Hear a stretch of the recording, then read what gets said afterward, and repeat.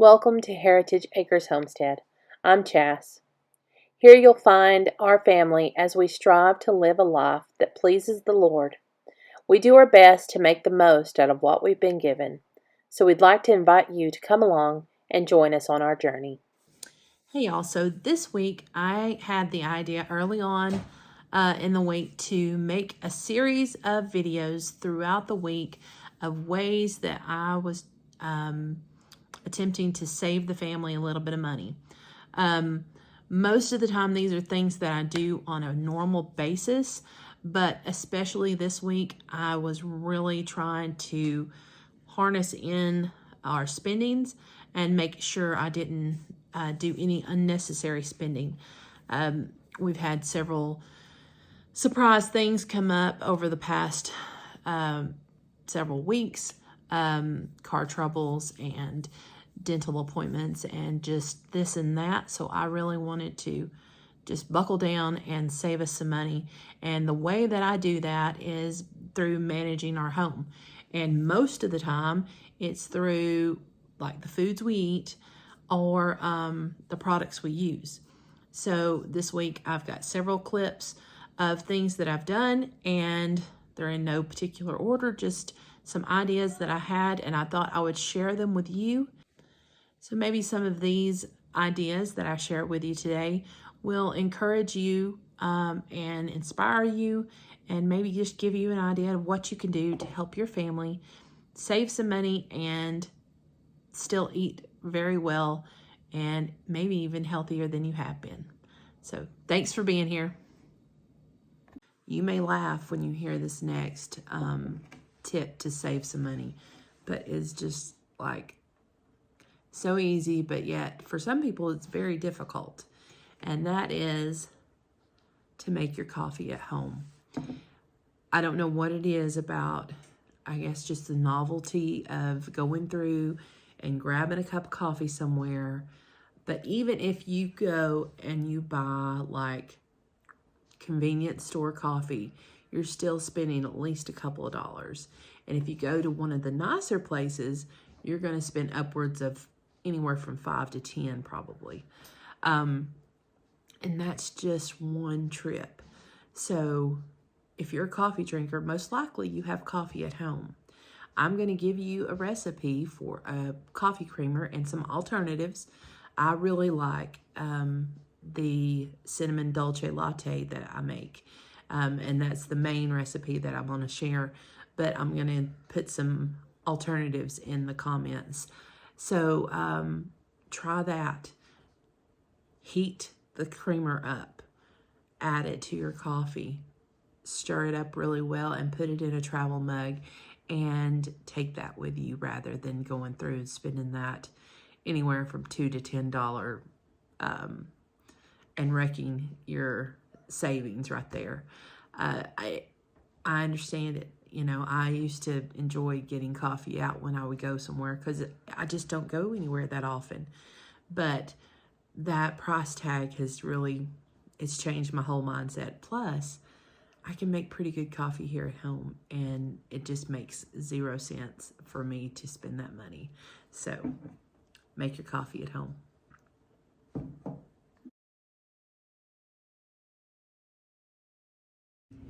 So one of the things that I'm doing this week to make sure to save us some money is getting some laundry detergent made.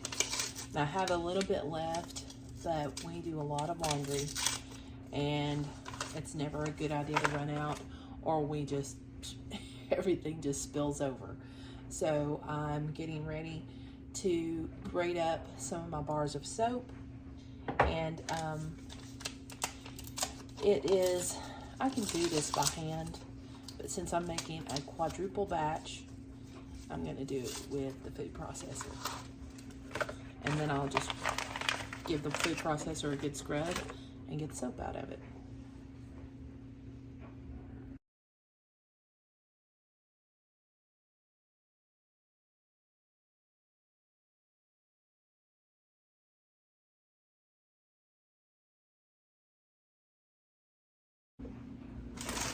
So I have a really large 2-gallon jar because I have very thoughtful readers or followers who have sent me, I was needing one for Paul Hollywood, and they sent me one for him, but they also sent me an extra. So I'm going to use it for my laundry detergent.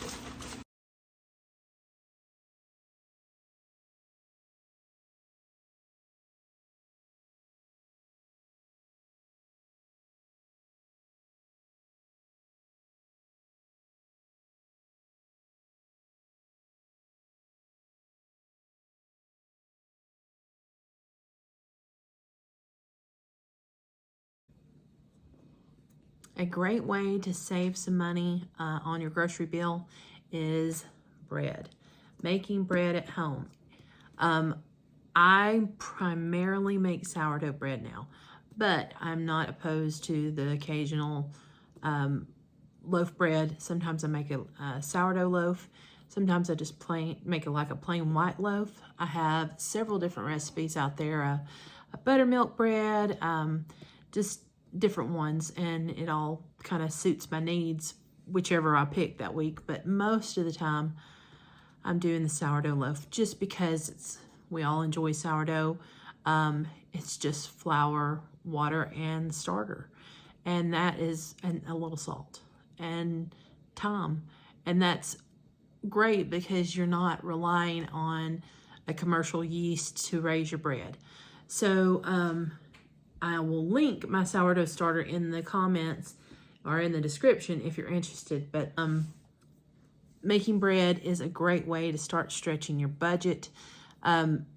Flour, of course, is not as cheap as it used to be, but it's still fairly cheap compared to a lot of things, especially compared to bread that you're going to buy in the store nowadays. If you're looking for a decent bread, you're not going to find one for under, I would say probably like $6 or more. And even then, there's still a list of ingredients that are pretty long. Like I said, on the sourdough, it's flour, water, and sourdough starter with a little salt. And that's it. On some of my other breads, like my soft white bread, basic white bread, it's got a little butter in it.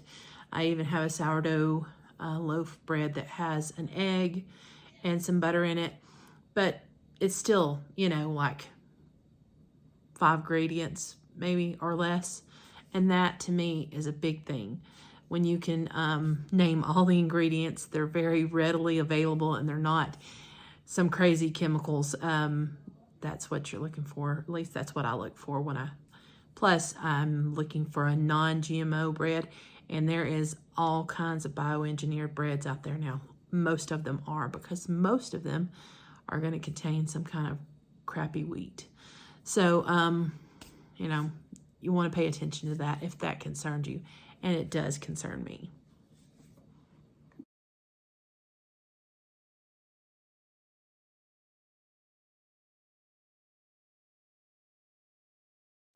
Mama, I do like suckers. but do you don't eat suckers when they eat I don't mind if you have a sucker for a But treat. when I eat suckers, it makes my teeth scaly. Well, we can brush them. Okay? Yeah. Okay, sorry. But Mama, brush my teeth. Yes, yes. So one of the things that I use to save money, and I do that, gosh, I don't even know, y'all, how long we've been doing it, but I do not buy paper products, meaning I don't buy paper towels, I don't buy paper napkins, and I've stopped buying paper plates. I did buy paper plates for a while, just for the ease, because, you know, as you know, we don't have a dishwasher, and so all of our dishes are done by hand, and occasionally it would be nice not to have to do dishes, even though that's probably my favorite chore. You can come over here if you want to. You can be in the film, in the video. Come over here on this side. They can't see you over there. So so I quit buying paper plates, but for cloth, this is something that we've used for a long time, and I keep a basket of what we call our napkins.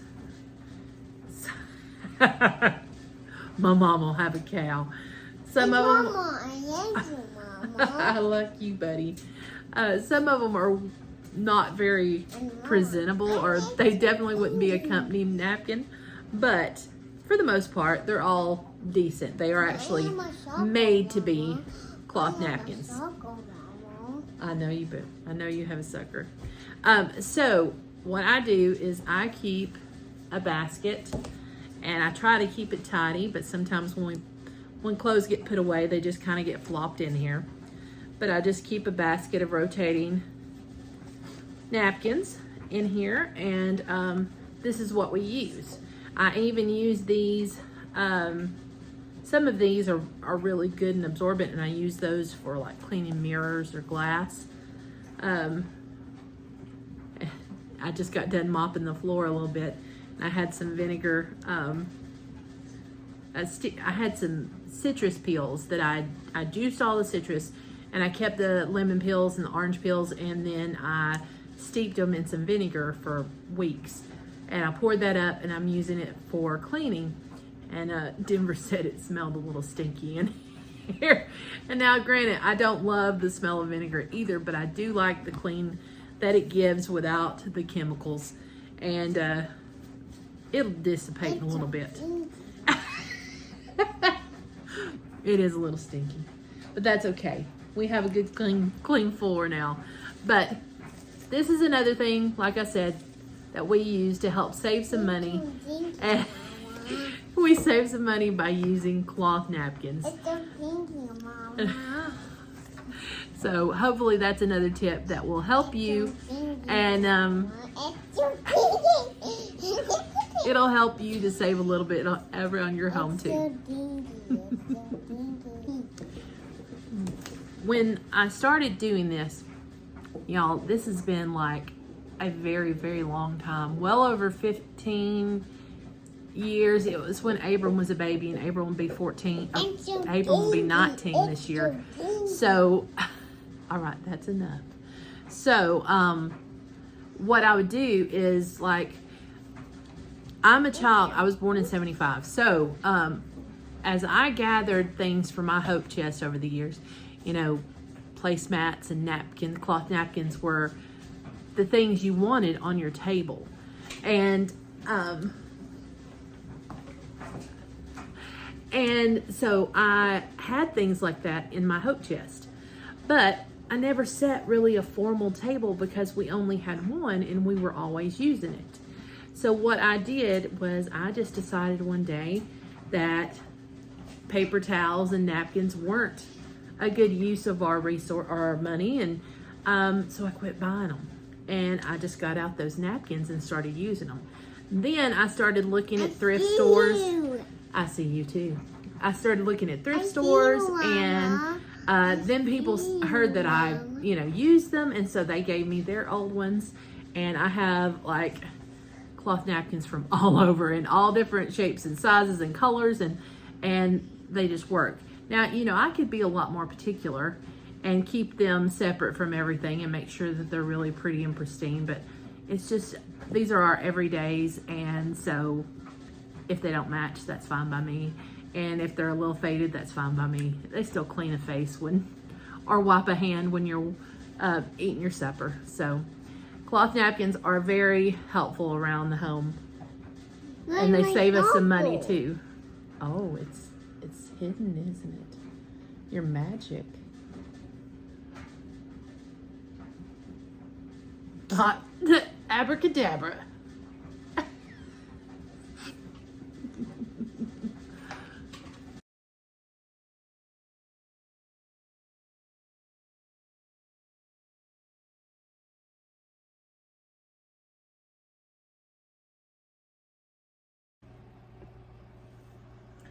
Another money-saving tip that I have is to utilize your freezer. You may not have like a deep freeze or anything, but there's still ways that you can make that freezer work for you. Make sure you're not buying those prepackaged, meals, but rather put them towards whole foods. Like after I don't know if it was Christmas or Easter, not Easter, Christmas or Thanksgiving, but I checked stores for marked down meats. Now, this is not like pristine, organic, pasture fed, you know, this is just a turkey. But it was a turkey that was well within my budget because it was a 15-pound bird that was over $30, and I got it for $7.50. And that was a great deal for us. So I put it in our freezer, and I brought it out a few days ago, let it thaw, and roasted it. I believe it was Tuesday night. Then I shredded it, I made stock, and now we're going to have turkey and dumplings rather than chicken and dumplings, because I have all this wonderful stock that I've made. I've poured it up into a big pot. I've got our dumpling and flour and butter mixture here, and got my ice water here. And what I'm gonna do is I'm gonna fix the camera, show you this, and show you how I make our dumplings. Now this is the way, the technique is the way that I was taught by Shannon's grandmother. And dumplings is one of my favorite things in the world. I mean, you know, who doesn't love a good hot bowl of creamy dumplings with chicken or turkey and great broth? Is just one of those meals that, especially in the South, that is just, it's like a hug in a bowl. So I'm going to show you how I made them.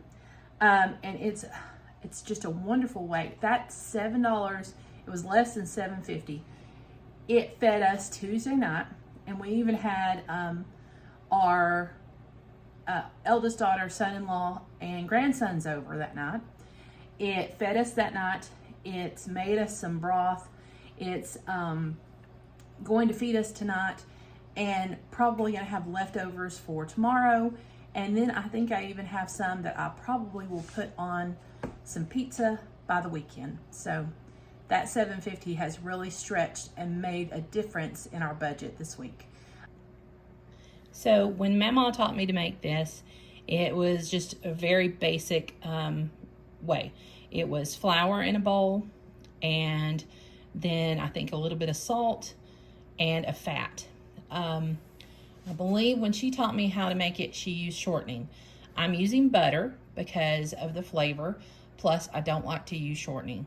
So I either use butter or lard in my dumplings.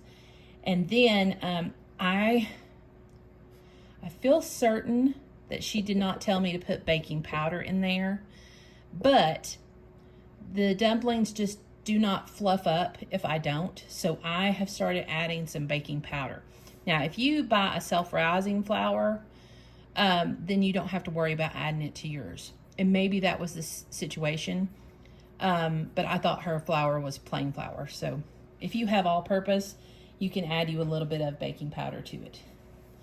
Then I've also taken our fat, and I went in here and I've crumbled the fat up into the flour till we just have little pellets here and there. And I've made what is called a well. And to that well, I'm going to add some ice water. So dumplings, it's sort of like you're making a pastry here. And you just want to start adding some flour into that well. I'm hoping that I don't cover y'all up with my hand here. I'll try to do it left-handed. And you want to work that not too much. You just want to bring it together.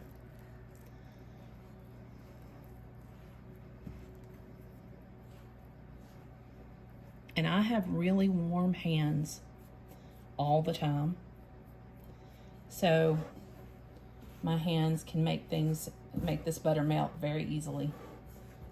So now that I've started pulling all this flour and butter into the cold water. And start with just a little bit and add as you go.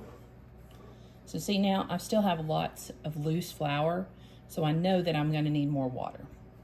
So I'm going to pour in just a bit more and continue to bring that flour into it. We want the flour and butter and water mixture to kind of hold together without there being too much loose flour that remains.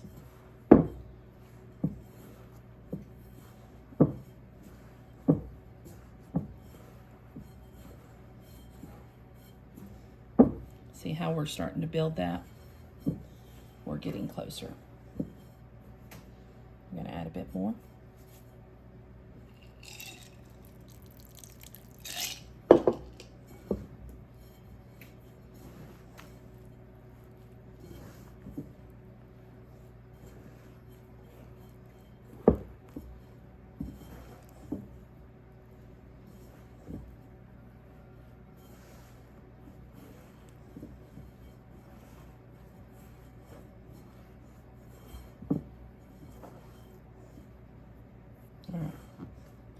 I think we're almost there.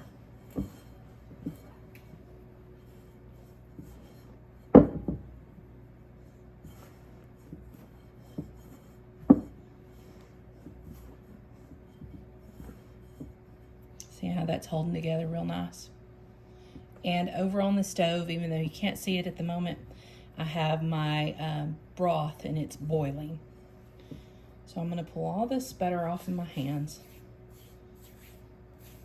I'm going to get my rolling pin, get me a knife, and we're going to start cutting up some dumplings and dropping them into the boiling broth.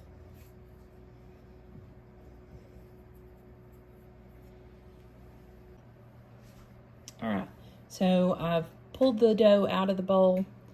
See all those flaky layers? These are going to be delicious. I've kind of pulled it together, you know, just a little. And I've cut them into sections because I don't want to roll out the whole thing because I'm kind of limited on space. So I'm going to roll out. Actually going to pull all this flour up here.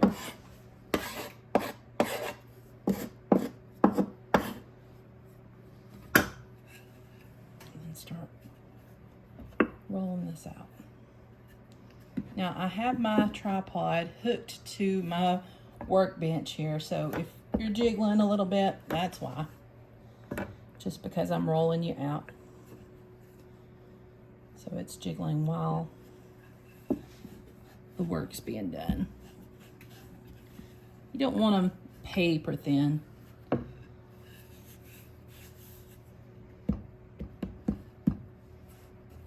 That looks about right. Can you see that? All right, so I'm going to take my bench scraper. I'm just going to come through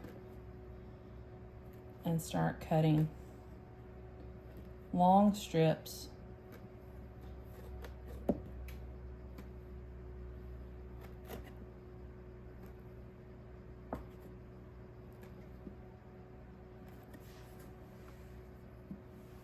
And then I'll go the opposite way.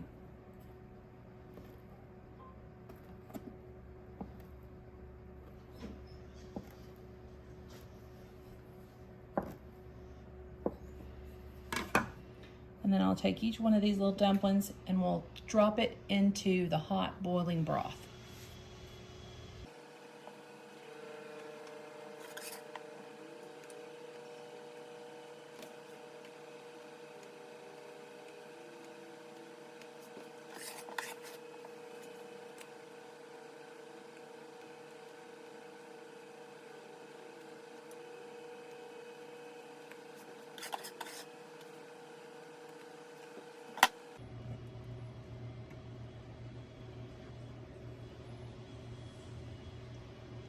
Once all your dough is added and your dumplings are puffed and they start raising up to the top, you can begin to add your chicken or turkey, whatever you're using.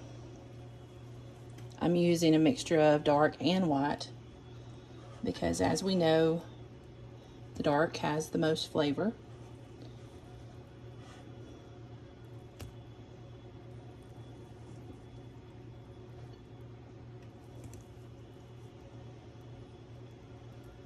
I'm just going to mix that up into the pot. We're going to give that time to cook. And I'll adjust and see if I need to add some more turkey. And then I will start adding my seasonings.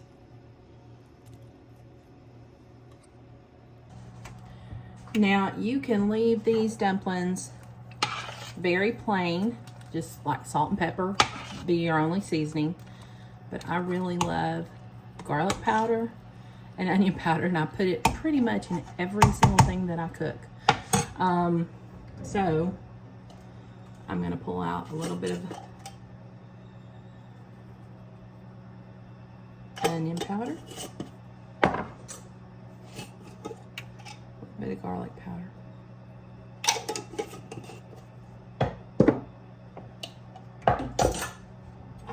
Stir that in.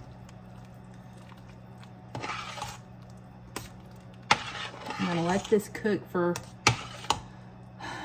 we're only at 4:45 right now, so I'm probably going to cook this a good 30 minutes. Really let those dumplings get good and hydrated, and then they'll get all puffed up and beautiful, and they'll, let me wait for that.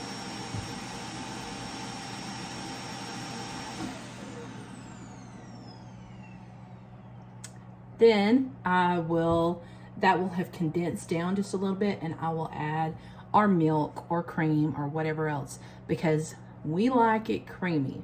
So I add a bit of milk and cream to our dumplings, and then I will taste and adjust, and if I need more salt, pepper, garlic powder, whatever, I'll add it then. Let me show you how wonderful this looks so far.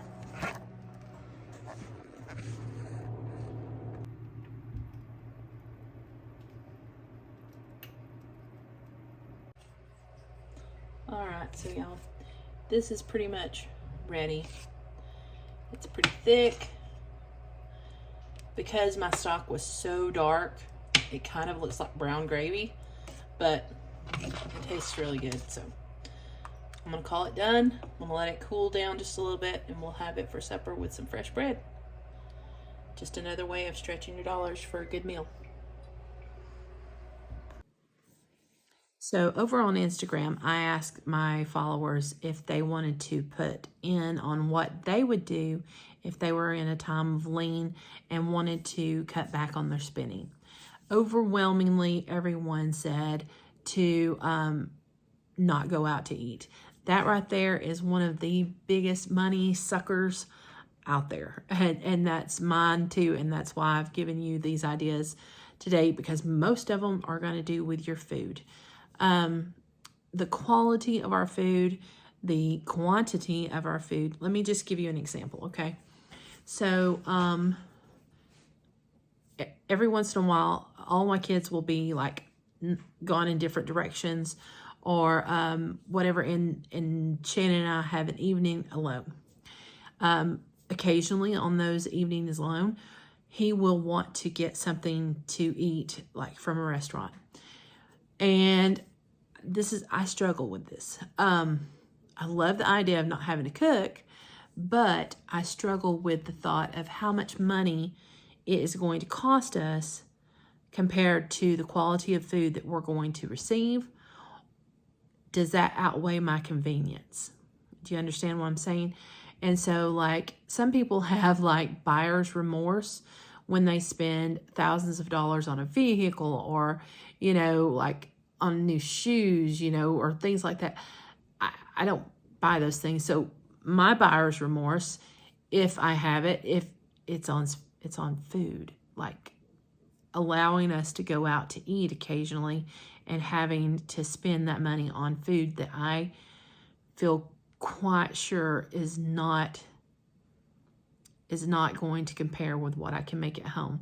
And a lot of times it's not just the quality, but it is the quantity as well.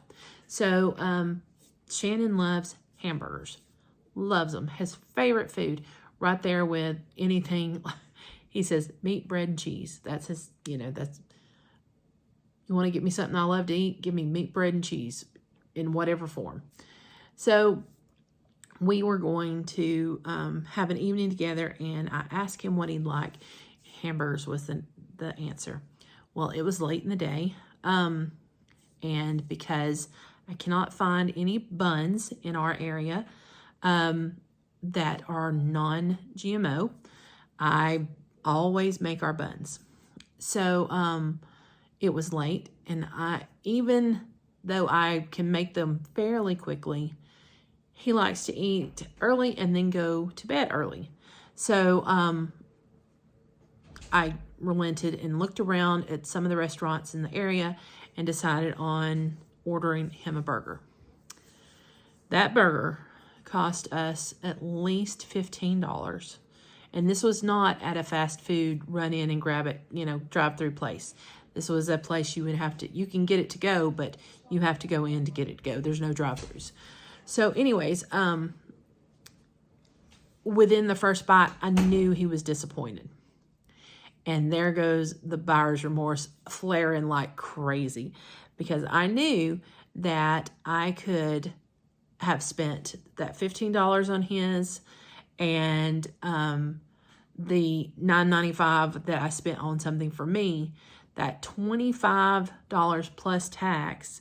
I could have spent that, and I could have probably made him, and you might be very shocked at this, but he can eat at least 2 burgers, sometimes more if he's super hungry. And so I was really, really struggling with that. And from that point on, I told him, I said, we've got to, make this decision that if you want a burger, you've got to let me know ahead of time so I can prepare, because we don't want to do this again. He was very disappointed with the quality of the burger. I was disappointed that he didn't enjoy it, and we spent that money, and I could have spent $26 or whatever and got plenty of ingredients and made burgers for us that night and had burgers for him for lunch the next day, or put some in the freezer. So, like I said, the number one thing was going out to eat. And instead of going out to eat, really looking through your pantry, looking through your freezers and your fridge, and being creative and coming up with ideas to use from there. One of the best ways that we can stretch a dollar is buy our food. And so oftentimes we might even have like oatmeal for a meal. And that was something we did a lot when the kids were young. We would do that. Or we might have like a country meal where I make pinto beans and fried potatoes and maybe some salmon patties or some kielbasa with kraut. Just a very inexpensive meal. So really pulling from what you have. This is the reason that I do this, so I have reserves and we can not spend so much at the grocery store throughout the year. But, it's also why I try to keep a stocked pantry, not just a canning pantry, but a dry pantry, as well as having like staples or, sugar, flour, cornmeal, and, baking powder, baking soda, spices, salt, oils or fats. Those things I do my best to have a plentiful supply. You don't have to go as big as I do, but I have a lot of mouths to feed, so I have to think a little bit on a larger scale. But starting out, just think of something that's going to get y'all a week without having to go to the store. Because I know several people who go like on a daily or every other day basis. And I would prefer not to have to go for like 6 months if I can help it. But that's kind of just me, maybe. But anyways, I hope these are helpful. Thank you to all of you that sent in ideas on what I could share. And I hope you are encouraged and inspired and ready to save a little money.